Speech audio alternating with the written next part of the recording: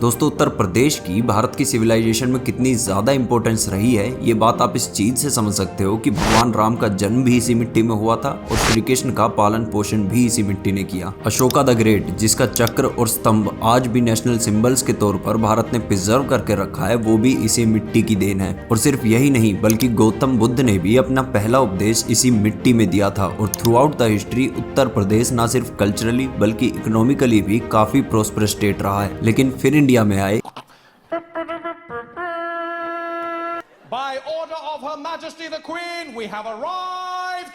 उत्तर प्रदेश पहले बंगाल प्रेसिडेंसी का हिस्सा हुआ करता था, जिसको 1833 में अलग करके नॉर्थ वेस्टर्न प्रोविंस बना दिया गया। फिर 1902 में इसका नाम बदलकर यूनाइटेड प्रोविंस रखा गया और फिर आज़ादी के बाद यूनाइटेड प्रोविंस का नाम बदलकर उत्तर प्रदेश रखा गया। और जब तक बंगाल प्रेसिडेंसी से उत्तर प्रदेश तक का सफर तय हुआ, तब तक उत्तर प्रदेश का एग्रीकल्चर, हेल्थ, एजुकेशन, यहाँ तक कि कल्चरल हेरिटेजेस भी पूरी तरह से बर्बाद हो गए। और आज़ादी के बाद से भी उत्तर प्रदेश, जो कि आर्गुएबली हाईएस्ट इकोनॉमिक पोटेंशियल वाला स्टेट है, उस पर इतना ध्यान नहीं दिया गया, जिसकी वजह से हमेशा से उत्तर प्रदेश अंडर डेवलप्ड ही रहा। कास्ट पॉलिटिक्स जैसी चीजें सबसे ज्यादा उत्तर प्रदेश में फैली। क्राइम और खराब राजनीति ने उत्तर प्रदेश, जो कि भारतवर्ष का हार्टलैंड हुआ करता था, उसको बीमारू स्टेट बना दिया। बीमारू टर्म बिहार, मध्य प्रदेश, राजस्थान और उत्तर प्रदेश के लिए यूज की जाती थी, ये बोलने के लिए कि ये स्टेट्स इंडिया को पीछे धकेल रहे हैं, जिनकी परफॉर्मेंस न सिर्फ इकोनॉमी बल्कि क्राइम्स, पॉपुलेशन कंट्रोल, हर चीज में खराब रहती है। उत्तर प्रदेश को लोग गुंडाराज, गरीबी, अनएम्प्लॉयमेंट, खराब इंफ्रास्ट्रक्चर की वजह से जानने लगे थे। लेकिन फिर 19 मार्च 2017 को यूपी में एक चेंज हुआ। योगी आदित्यनाथ उत्तर प्रदेश के सीएम बनते हैं और आज अगर आप गूगल पे उत्तर प्रदेश सर्च करोगे तो ऑलमोस्ट सारी न्यूज आपको काफी पॉजिटिव और होपफुल दिखाई देंगी। इतनी होपफुल कि उत्तर प्रदेश $1 ट्रिलियन इकोनॉमी वाला इंडिया का पहला राज्य भी बन सकता है। उत्तर प्रदेश ऑलरेडी $300 बिलियन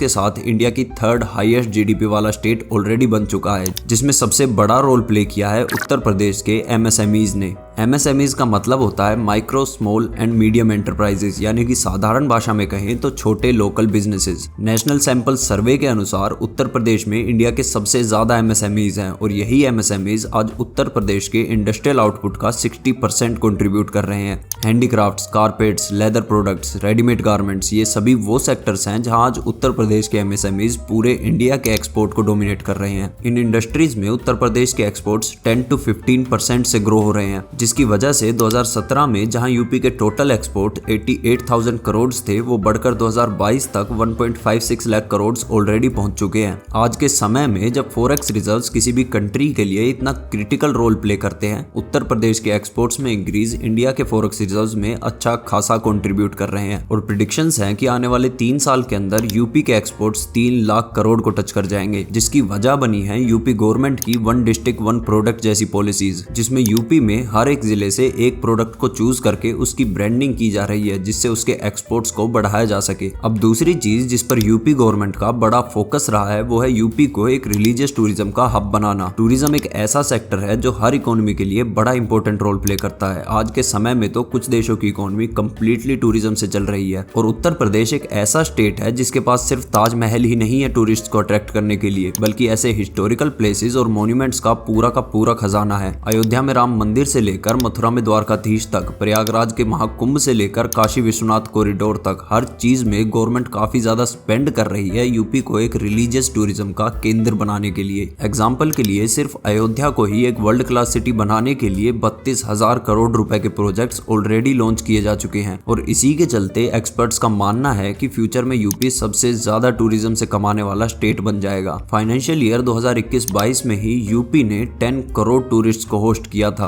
और इंटरनेशनल टूरिज्म के मामले में भी यूपी तमिलनाडु के बाद सेकंड मोस्ट विजिटेड स्टेट में आता है, जिसकी बड़ी वजह है उत्तर प्रदेश में जो लार्ज स्केल एयरपोर्ट्स बनाए जा रहे हैं, जो कि हमें हमारे नेक्स्ट पॉइंट पर लाता है, जो कि है इंफ्रास्ट्रक्चर। अब देखिए, यूपी के अंदर सिर्फ 3 इंटरनेशनल एयरपोर्ट्स हैं, लेकिन 5 इंटरनेशनल एयरपोर्ट्स बनने का काम जोरों शोरों से चल रहा है, जिसके साथ ही यूपी सबसे ज्यादा इंटरनेशनल एयरपोर्ट्स वाला स्टेट बन जाएगा। अगर एक्सप्रेसवेज की बात करें तो 2017 तक यूपी में सिर्फ एक एक्सप्रेसवे था, जिसका नंबर आज ऑलरेडी ऑलरेडी 13 पहुंच चुका है, जिसके साथ ही उत्तर प्रदेश अगेन इंडिया के सबसे ज्यादा एक्सप्रेसवेज वाला स्टेट बन गया है। इसके साथ ही उत्तर प्रदेश की 12 सिटीज को मेट्रो से कनेक्ट करने का काम जोरों शोरों से चल रहा है। और ये जो इंफ्रास्ट्रक्चर डेवलप किया जा रहा है, इससे ना सिर्फ लोगों को सुविधा होती है बल्कि बिजनेसेस की सप्लाई चेन्स भी इंप्रूव होती है, जिससे ट्रांसपोर्टेशन की कॉस्ट कम होती है, जिससे ओवरऑल मैन्युफैक्चरिंग की कॉस्ट कम आती है, जिससे बिजनेसेस को फायदा होता है और इसी के साथ एक्सपोर्ट्स भी ज्यादा होते हैं। और ये पूरा सर्कल घूमकर फिर से इकोनॉमी को स्ट्रॉन्ग करता है। और अगर बात करें यूपी के आईटी सेक्टर की, तो जैसे हरियाणा में गुरुग्राम और कर्नाटका में बेंगलोर अपने स्टेट्स के लिए आईटी हब बने हुए हैं, वैसे ही उत्तर प्रदेश के लिए नोएडा और ग्रेटर नोएडा आईटी हब हैं। लेकिन 22 करोड़ की आबादी वाले राज्य के लिए एक आईटी हब काफी नहीं है, जिसके लिए गवर्नमेंट ने कानपुर, वाराणसी, प्रयागराज और लखनऊ को नया आईटी हब बनाने का काम शुरू कर दिया है, जिसके लिए इन सभी जगह पर आईटी पार्क्स ऑलरेडी बनाए जा रहे हैं, जिसके लिए अभी तक 5,642 करोड़ रुपए ऑलरेडी इन्वेस्ट किए जा चुके हैं। लेकिन ये सब करने का कोई फायदा नहीं होता अगर यूपी में क्राइम को मैनेज नहीं किया जाता तो, क्योंकि किसी भी स्टेट या सिटी में इन्वेस्ट करने का या बिजनेस सेटअप करने का कोई फायदा नहीं है अगर कभी भी आपकी लीला समाप्त की जा सकती है। और इस फील्ड में यूपी गवर्नमेंट के कारनामे आए दिन आप न्यूज में देखते रहते हैं। और यही सब रीजंस हैं कि यूपी में इन्वेस्टर समिट्स के दौरान इतनी बड़ी बड़ी इन्वेस्टमेंट्स देखने को मिलती हैं।